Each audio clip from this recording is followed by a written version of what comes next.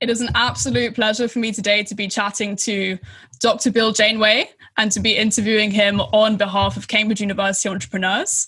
And so he's a sort of known as a theorist, practitioner, has been an active growth equity investor for more than 40 years, and is also senior advisor and managing director of Warburg Pincus, and is also sort of very well known for his economic work and his book, Doing Capitalism in the Innovation Economy. So I have a number of questions that I'm very interested in asking you. And the first question that I'd like to ask you is sort of, what first got you into the world of business? Well, I did my doctorate in economics at Cambridge a very long time ago, long enough that I was immersed in the micro as well as the macro world of Keynes's economics. And I say Keynes's rather than Keynesian, because Keynes's deep understanding that we are all doomed, including in our market behavior as economic agents, to be making decisions under conditions of uncertainty where we simply cannot know in advance what the full outcome and consequences of our decisions will be. That infected me very deep.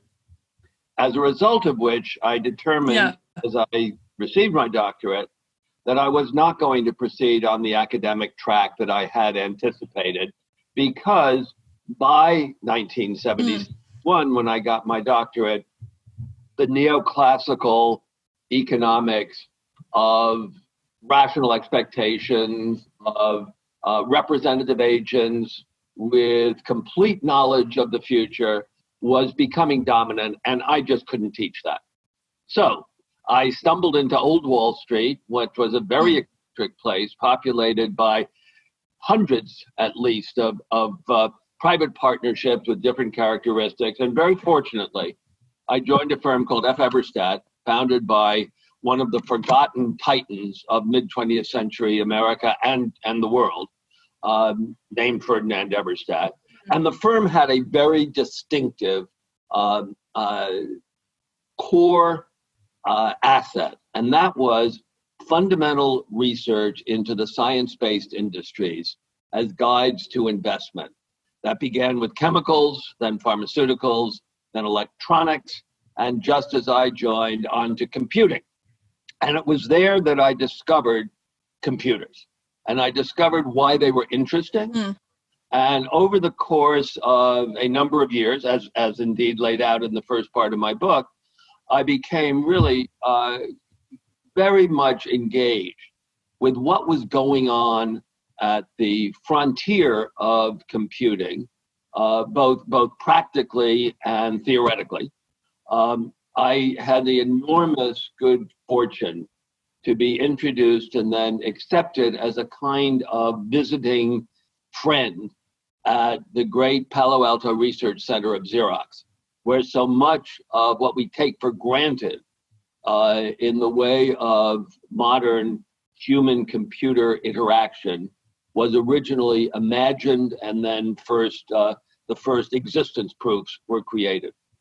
So at the same time, back in that period, first of all, just to provide some context, and this may be so shocking, the Dow Jones Industrial Average, now floating around 25,000, at the bottom of the 1970 slump, reached 550, not 5,500. No way. 550, triple digits. The Wow. market was dead. But at our firm, we had relationships with the brightest and most thoughtful of institutional investors to whom we were providing our research.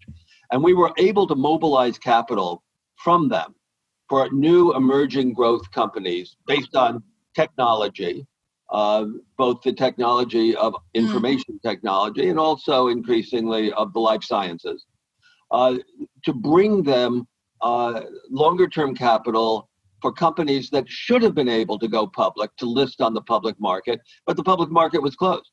And that was the entryway into the world of venture capital, because not every company that we funded or that our institutional clients funded and that we were responsible for did exactly what they were supposed to do.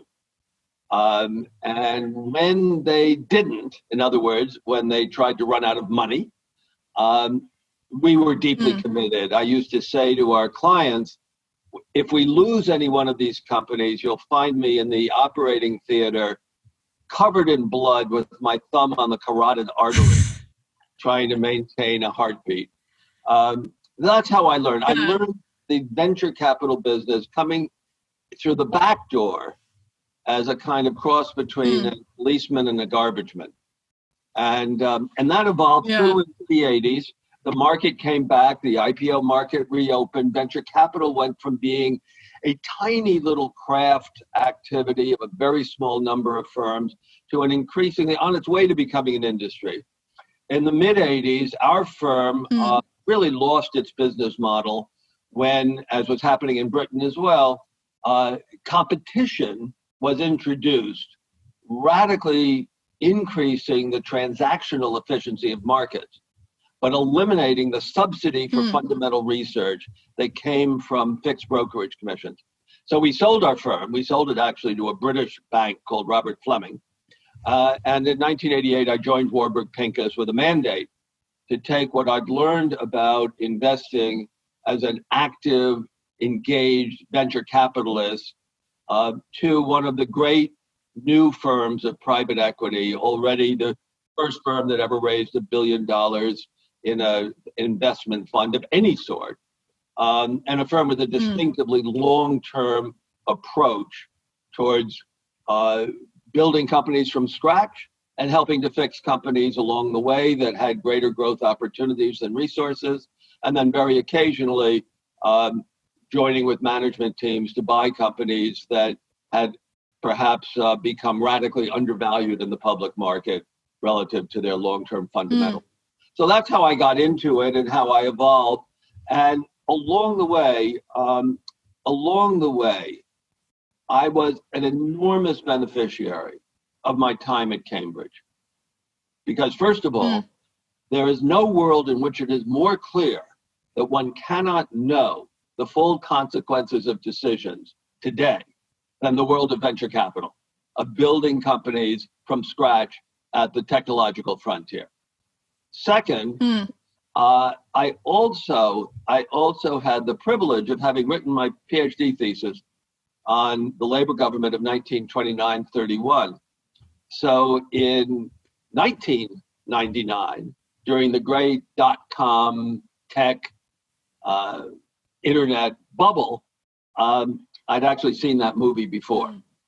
And so I joined with my boss at Warburg Pincus, and we did everything we could to liquidate the technology portfolio as the bubble was reaching its peak, and then before it burst. So I really owe that deep insight into financial history to Cambridge, and it's one reason why I come back so engaged with Cambridge over the last dozen years or so. For sure. I mean, you do seem to live your life as this sort of theorist practitioner. Like, you've got the insight into the academic nuances of how the economy works, and then you've got the practical experience of how that applies to business. Would you like to talk a little bit more in depth of how those two elements of like being immersed in academic world, having done a PhD, being involved with Cambridge, and then also being very involved in the nitty-gritty of business, how those two things interplay and work together? Yes. I mean, I'd be delighted to reflect on that. Well, first of all, as I say, my theoretical interest really goes back to the profound relevance of Keynes's and Keynes's students. My supervisor was Richard Kahn, perhaps his leading student. Their deep understanding of the radical uncertainty, which is not a consequence of our not having enough brain power, but that the information we need to process to evaluate decisions doesn't exist until we make the decision. What George Soros, with whom I've collaborated in the creation of the Institute for New Economic Thinking, what he calls reflexivity, that we get signals from the market, we act on those signals, and it changes the signals. And that is a very deep Keynesian or notion of Keynes. So that's where it began. Then in the mid 80s, after we sold our firm, I frankly spent a couple of years sort of pretending to be an executive of a global financial institution, which I was not born or bred to that role. So that gave me a little time. I met a remarkable maverick economist whose name was totally forgotten until the global financial crisis, Hyman Minsky. Minsky of the Minsky moment, the student in Keynes's extending Keynes to understanding the dynamics of the financial system. And that added a further link in the chain of thinking about how the world works. The third link was getting really interested in not the history of technology per se. There was an enormous amount, great body of work led by scholars like Joel Mocher at Northwestern, David Mowry, great body of work on the history of technology going back to the first industrial revolution, but rather a missing body of work on, so how did this stuff get financed? How did investments at the frontier of scientific knowledge and technological practice, where did the money come from when you couldn't calculate in advance what the rate of return was going to be, what the net present value of the expected future cash flows would be? And that's when I really got engaged. I initiated a research project at the American Social Science Research Council, this back in about 1999, 2000, as the great tech bubble was peaking, on precisely financing innovation. And what clearly was the case was that there were two sources of funding for projects whose economic value could not be known in advance. One was the state, the mission-driven state, motivated by national security, by national development, to put resources to work on projects whose economic return was entirely secondary. This, of course, is the story on the one hand of the massive subsidies to build railroads in the 19th century around the world from government. Not as it happens from Britain, although the British government was crucial to building railways in Britain because the promoters had to get limited liability and be given the right to force the sale of rights of way from the landowners who controlled Parliament. So there's always this engagement, big investments in technological infrastructure, and then increasingly investments in R&D, in science at the frontier.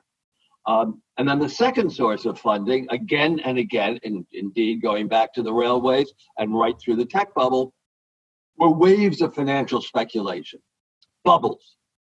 Most bubbles are unproductive, from tulip bulbs to the great credit bubble of the 2004, 5, 6, 7 period.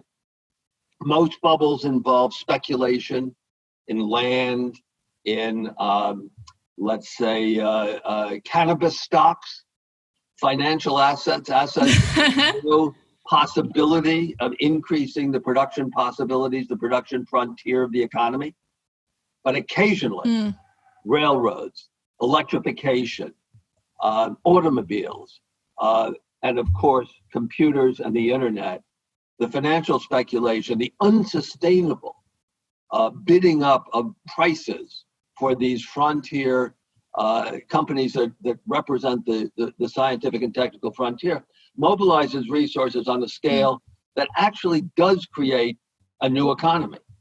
You know, the railway companies by and large went bust, but nobody tore up the tracks. The companies that put down the dark fiber through the 1990s went bust. They almost all went bust, but nobody pulled out the fiber. It was there for Netflix 10 years later.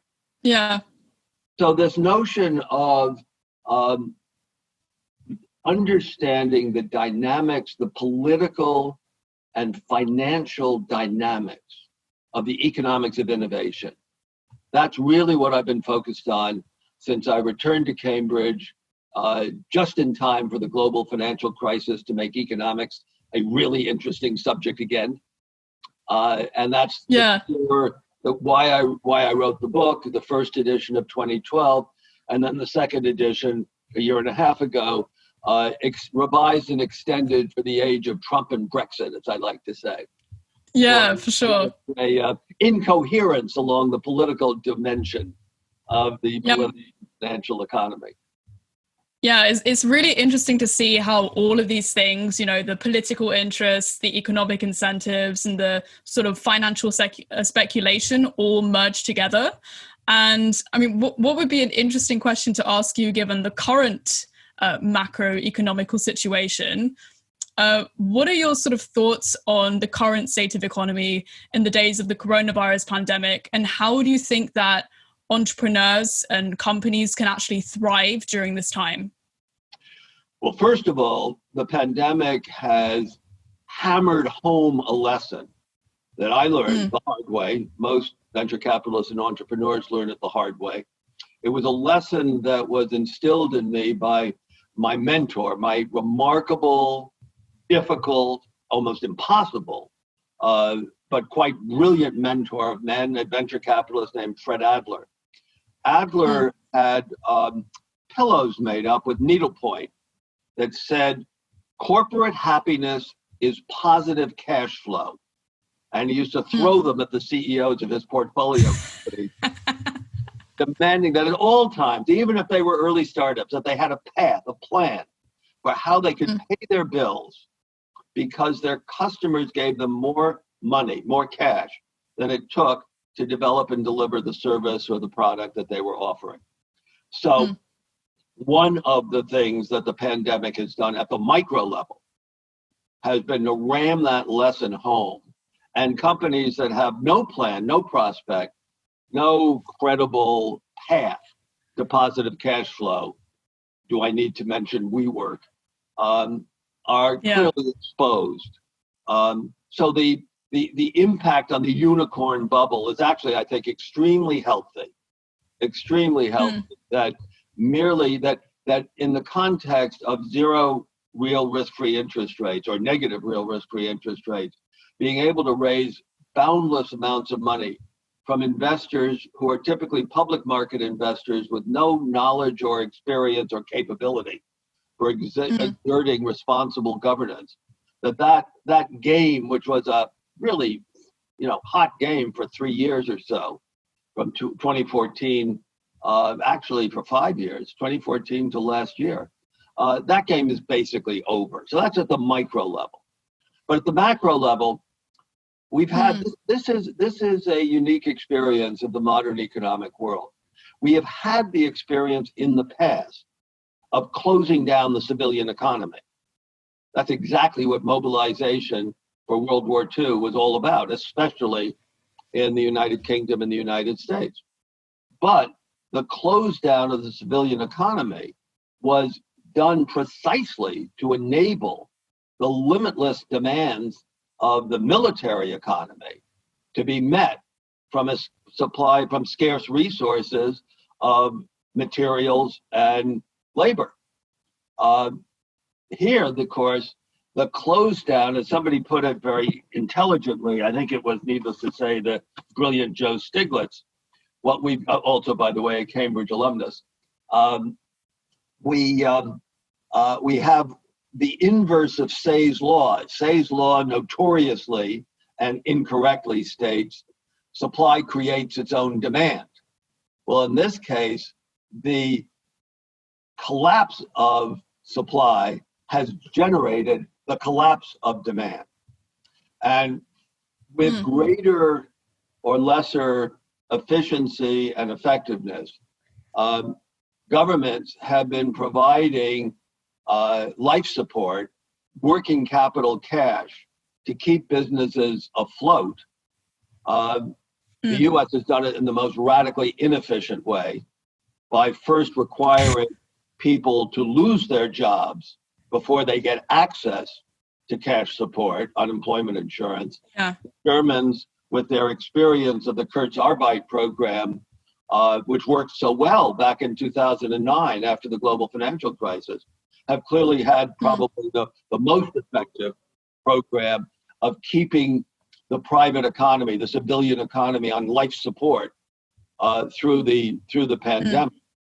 But the one mistake that I think is made is trying to use analogies drawn from mobilization for World War II to what what government should do right now in the midst of the pandemic. And there's talk about, war production board, industrial mobilization. Fact is, we have a very, very small number of needed products, masks, gowns, PPE, ventilators, and different kinds of tests for the virus and for antibodies, and then, of course, vaccine candidates. This is very different from World War II, where you had the army with its demand for everything from tanks, and in those days, airplanes. In the U.S., the Air Force was part of the Army. The Navy demanding battleships, aircraft carriers, and landing craft, all competing with each other in a completely incoherent excess demand. Here, we have a very narrow set of products needed. The U.S. has done an historically incompetent job of allocating resources to a reasonably focused program for developing those products. It's had the individual states competing with each other, while once again, the Trump administration has more or less abdicated from anything other than working out who to blame today for what the failure of the last 24 hours. But we are going to see some degree of continuity through this pandemic, because the lessons of 2008 may have been perhaps learned almost too well. The speed with which the cash support programs to keep companies alive in the private sector were mobilized versus 2009 is really quite remarkable. The question is, what happens then? Here in New York, I'm speaking to you from New York City, from Manhattan.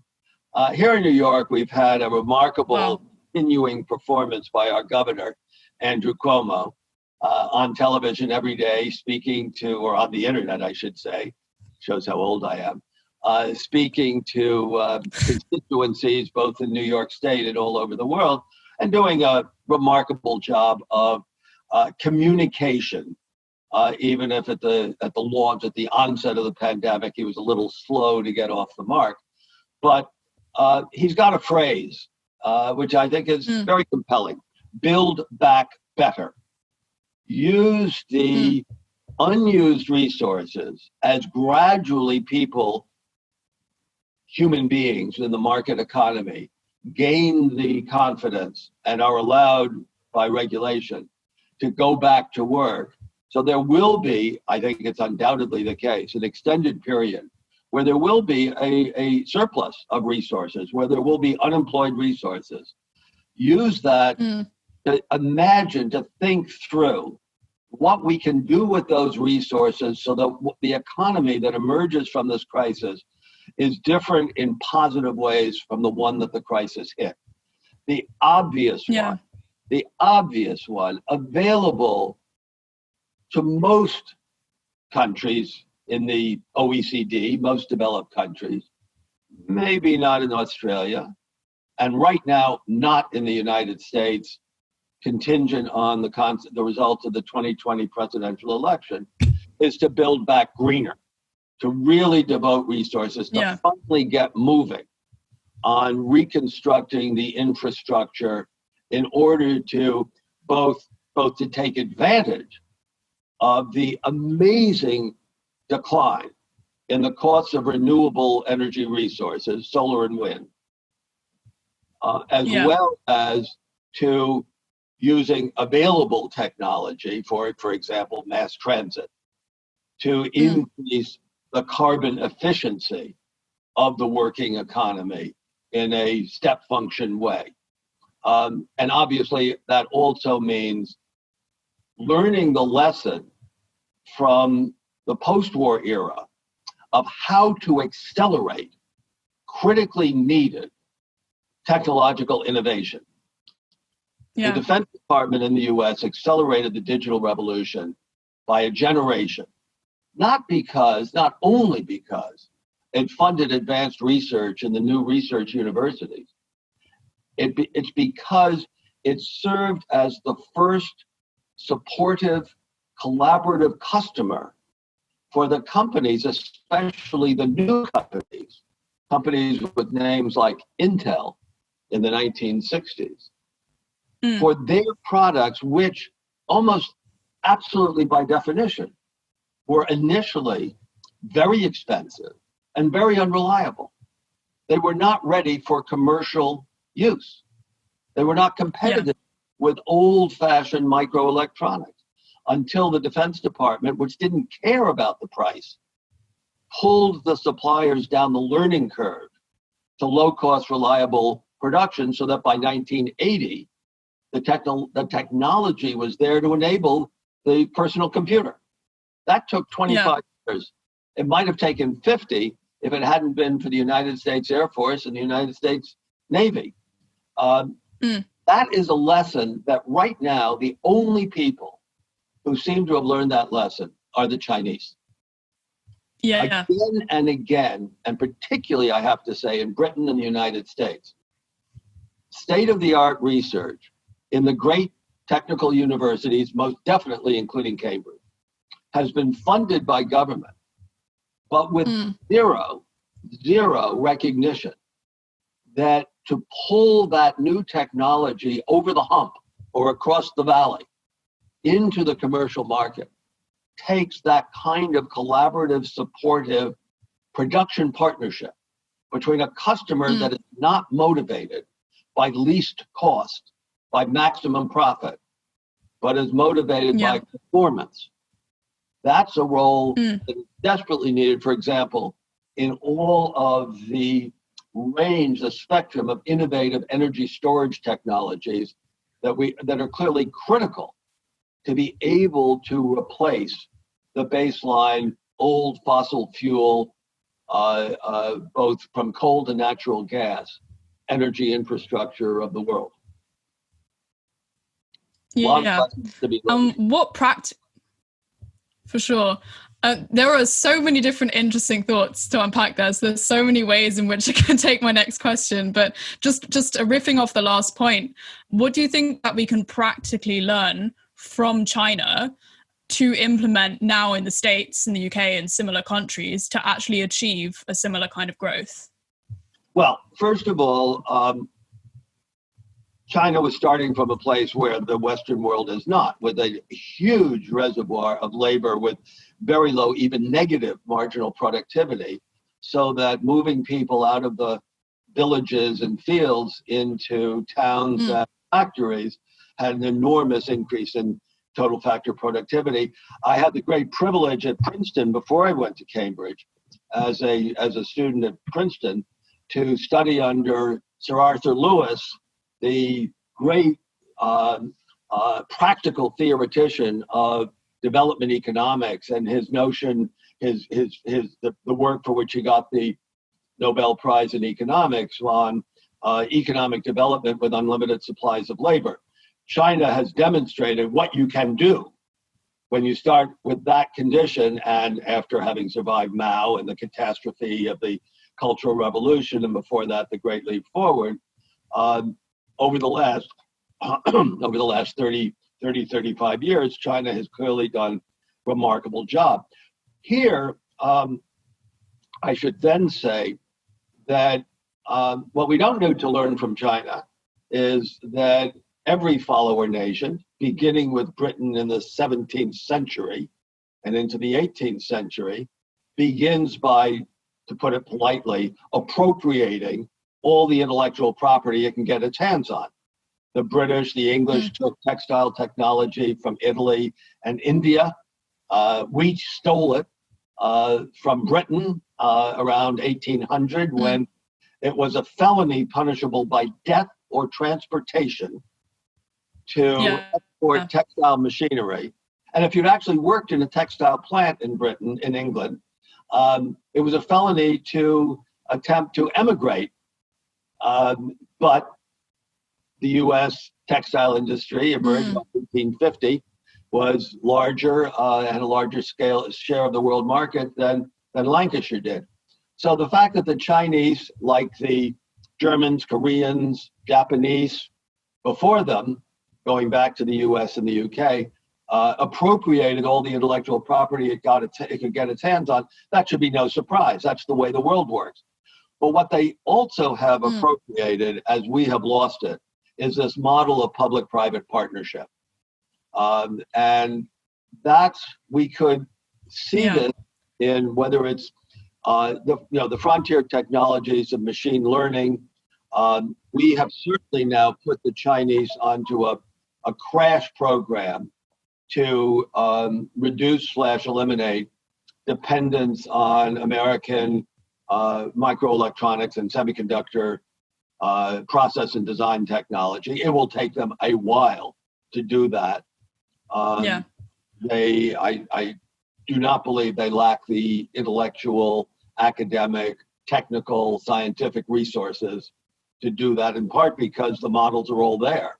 You can reverse engineer the design software, just as you can reverse engineer the machinery, the semiconductor process machinery. And so I think I'm concerned more about the purely defensive response to the challenge of China, unaccompanied by parallel positive, creative investments in pushing the frontier further out. It's a little bit like what did happen in Britain at the end of the 19th century, when it was clear that Germany first in the scientific field, and then the US, were becoming major challengers to Britain's economic and industrial position. And the response was the particular movement towards protectionism, which didn't reach fulfillment until the Great Depression, but Joe Chamberlain started campaigning for protectionism of 1900. And as well, a failure to recognize that what the Germans had done in creating the research university and with state funding through what were then called the Kaiser Wilhelm Institutes, now the Max Planck Institutes, much better name, was something worth modeling. Cambridge had, Cambridge was the home of the Cavendish, which had been funded by private philanthropy, by the Duke of Devonshire, William Cavendish, Evans Duke, who was quite a scientist himself. As you may know, I played a role in the first fundraising campaign for Cambridge since Henry VIII knocked off the monasteries with help from Thomas Cromwell. Really? And this was the 800th anniversary campaign for Cambridge that raised £1 billion, the first major campaign in Britain. And I used to say to alumni, the Cavendish exists not because the natural scientists all got together to build a memorial to the Duke of Devonshire. The money went the other way. The Duke of Devonshire gave the money to put Cambridge at the forefront of physics and scientific research more generally 150 years ago. I mean, like doubtless private funding seems to have a huge impact on the entire sort of running of the economy from my perception. One question that I'm really curious to ask you is, like, from my perception, capitalism provides some sort of opportunity for massive innovation. But more and more nowadays, I'm sort of hearing negative connotations associated with the word capitalism. And I'm wondering what your perspective is on why that is. Why is there this current perception in society that capitalism is bad? I've written about this. First of all, we have to recognize historically capitalism is persistent. The Cambridge 2-volume history of capitalism begins in Babylonian times. The great French historian Fernand Braudel His 3 volumes on capitalism and civilization focus on the late Middle Ages and the early Renaissance, when the equivalent of venture capital investing in advanced technology was the funding of the long distance trade, the spice trade, with enormous super profits available. Capitalism long precedes the emergence of representative government, of any notion of a liberal political economy. Capitalism has been there wherever a surplus is generated from current production and is available to be invested for future return, however uncertain that return may be. Second, the coexistence of representative democracy and market capitalism, with in particular its financial overlay, as the development of financial markets has disproportionately, particularly in the United Kingdom, the United States, expanded since World War II, particularly since 1980. That coexistence is relatively very recent, and it's fragile. It broke down in some of the most important, most advanced countries in the world, of course, beginning with Germany, between the wars, with catastrophic consequences. We should never take it for granted. The way I think about it, this goes back to my PhD thesis. The way I think about it is that we have 2 sets of institutions. We've evolved 2 sets of institutions, each of which assert a legitimate claim to being the institutions through which resources should be allocated and income and wealth should be distributed. The institutions of the market economy and the institutions of the political process. There's a continuing unstable dynamic. Those who accumulate power in one domain have the potential and the temptation to assert it in the other domain. This is typically referred to as rent seeking. And it's reciprocal. It's reciprocal. The great fear in the 19th century was that extending the franchise to the poor, once they got the vote, they vote to take it all away. That proved to be a very, by and large, in the Western world, and certainly in the United Kingdom and the United States, a false fear. But on the other hand, the flip side of that is those who accumulate power in the marketplace, the Koch brothers, for example, the great newspaper proprietors, will work to assert that power to influence, if not actually control, the political process. Now, today, that's a sort of long-winded introduction to address your question directly. Beginning, from World War II, from the end of World War II, with the founding of the Mount Pelerin Society, whose intellectual progenitors preceded the war, most notably Friedrich Hayek, but others, Austrians like von Mises, they were on a mission, understandable in response to the totalitarian assertion of complete control from those who gained power in the political process, to delegitimize government as an economic actor. It took them 30 years. It takes 30 years. It takes a generation as people die and are replaced by younger people to change the intellectual cultural framework for these kinds of issues. But circa 1980, with Reagan in the US and Thatcher in Britain, they won. And the notion that the only role for government was, put it politely, to screw up markets that would, without government intervention, yield efficient, fair, stable outcomes for all. That dogma, for a long generation to 2008, held sway.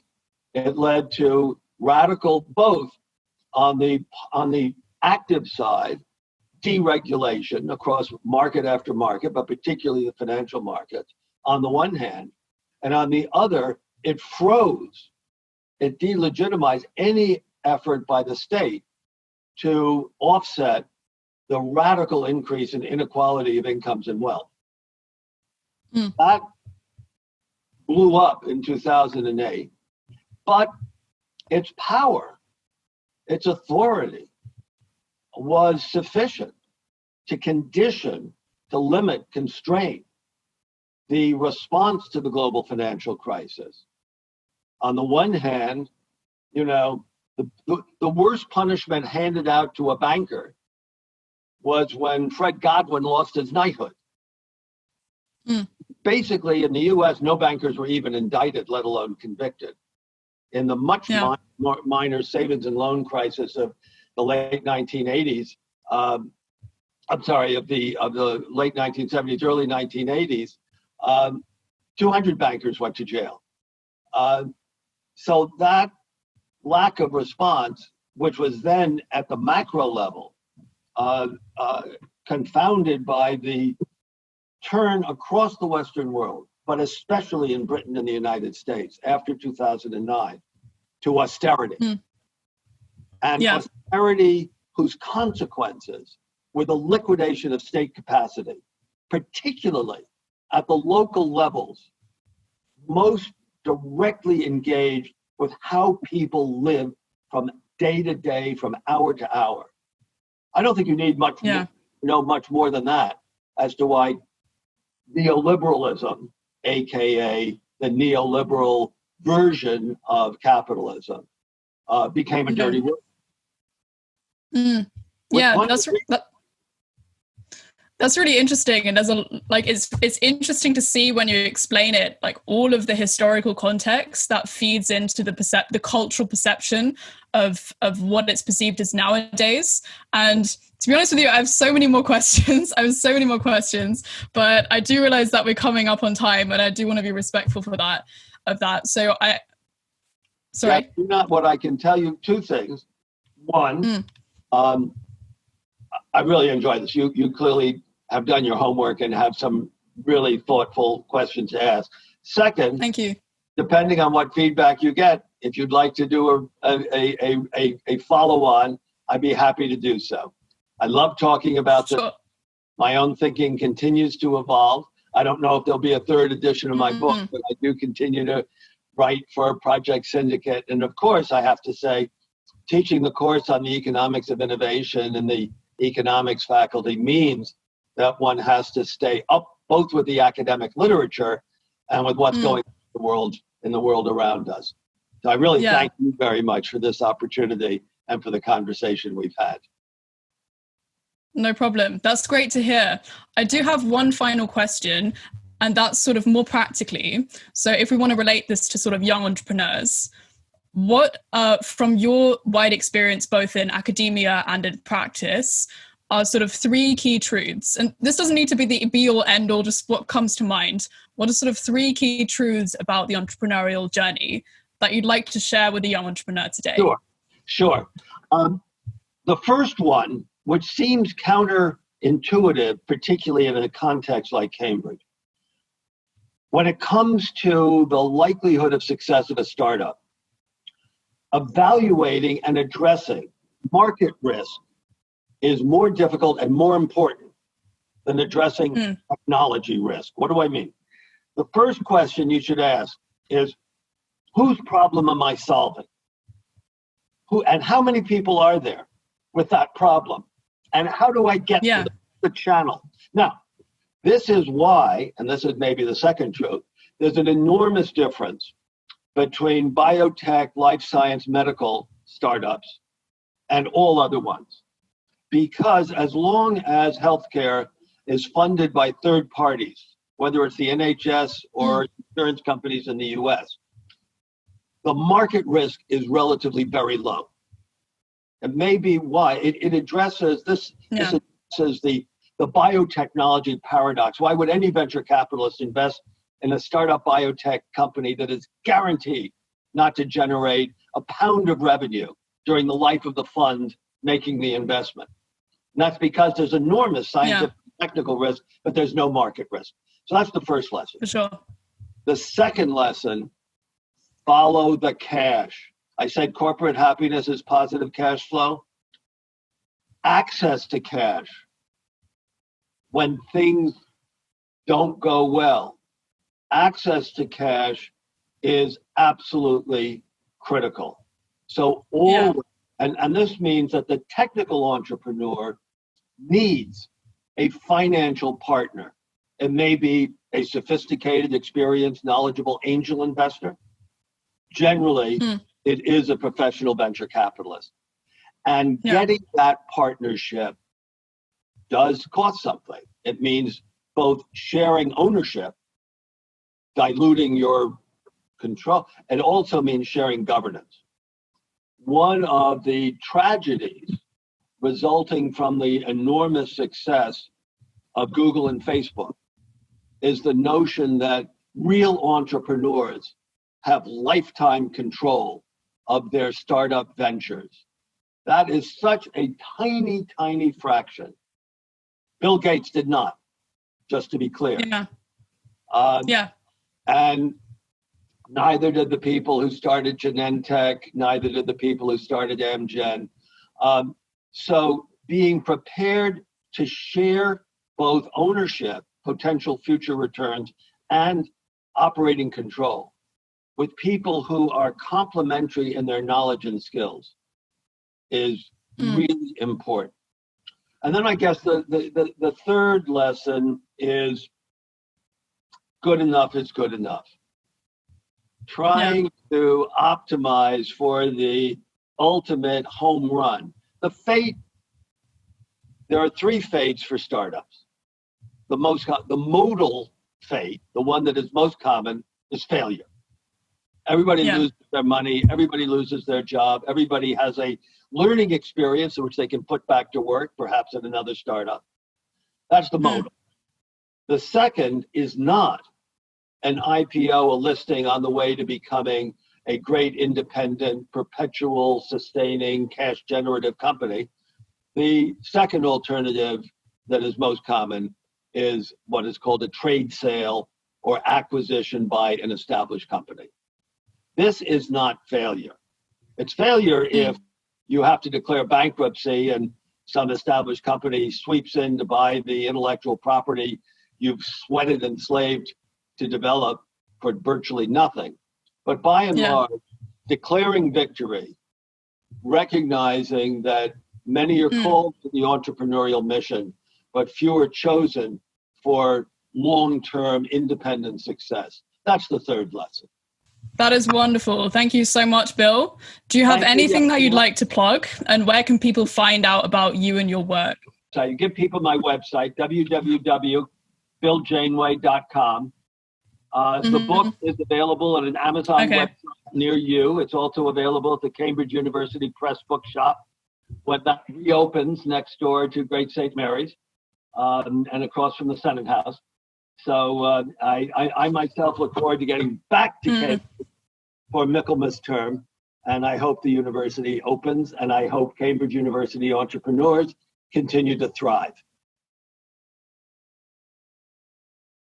Most definitely. Well, it's been an absolute pleasure today to chat with you, Bill, and thank you so much for your time.